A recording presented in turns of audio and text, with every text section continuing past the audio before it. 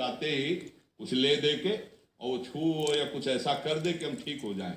बावरे लोगों की बावरी भीड़ इस बात को समझ नहीं पा रही कि अवश्य में वो भोक्तव्यम कृतम कर्म शुभाशुभम, शुभ अशुभ कर्म को भोगना पड़ता है। जैसे तुम यहाँ आए, तुम्हारे मन में कामना कोई थी यार, अगर बाबा जी के यहाँ जाए और कामना पूरी हो जाए तो हम जान जाएंगे बाबा जी चमत्कारी हैं।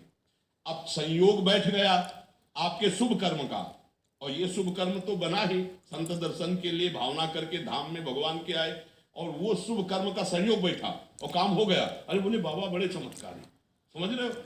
अब शुभ कर्म का संयोग खत्म, आपने कामना की, बोले कोई काम तो बना नहीं, गए तो थे, काम नहीं बना क्योंकि वो अशुभ कर्म।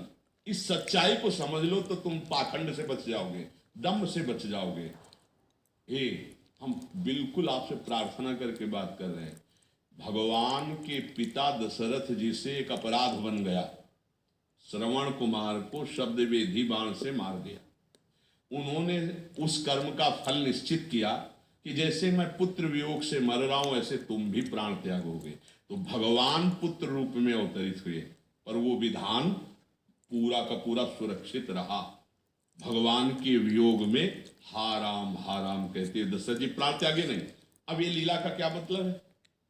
कोई वशिष्ठ जी से बढ़कर ज्ञानी महात्मा है क्या? त्रिका लग गए हैं वो छूछा कुछ कर देते नहीं। अवश्य में भोक्तव्यम कृतम कर्म शुभाशुभम। हाँ, भगवान का भजन करते शरीर छूटा तो भगवान की प्राप्ति हो जाएगी। यहाँ के सुख दुख मिटाने के लिए प्रयास मत करो। जैसे बिना चाहे दुख आ रहा है, कोई नहीं चाहता, ऐसे बिना चाहे सुख आ जाएगा। नाम जप करो भगवत प्राप्ति के लिए, नाम जप करो दुख की जड़ मिटा देने के लिए। ये छोटी छोटी पत्तियां डाले काटने के लिए नहीं, जड़ से दुख वृक्ष नष्ट हो जाएगा, जड़ से परमानंद की ऐसी मूल उत्पत्ति होगी, तुम निहाल हो जाओगे, मस्त हो जाओगे। बस नाम पकड़ लो।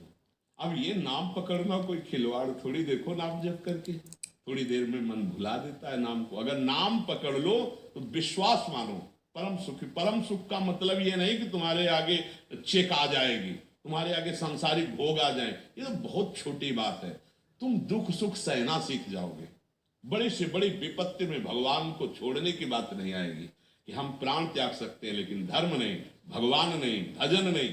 ये मिलता है भजन से, वो ऐसा परम पद में आरूढ़ होता है, उस महान परमेश्वर की पदवी को प्राप्त होता है जहां न जन्म है, न मरण है, न दुख है, न शोक है, न चिंता है, न भय है, किसी भी तरह का कोई दुख स्पर्श नहीं कर सकता। ऐसे पद की प्राप्ति होती है। तो हमें लगता है, किसका प्रश्न है? हाँ, हमें लगता है कि आपकी सोच खराब हो रही, कोई कर्म बिगड़ गया जिससे वो ऐसा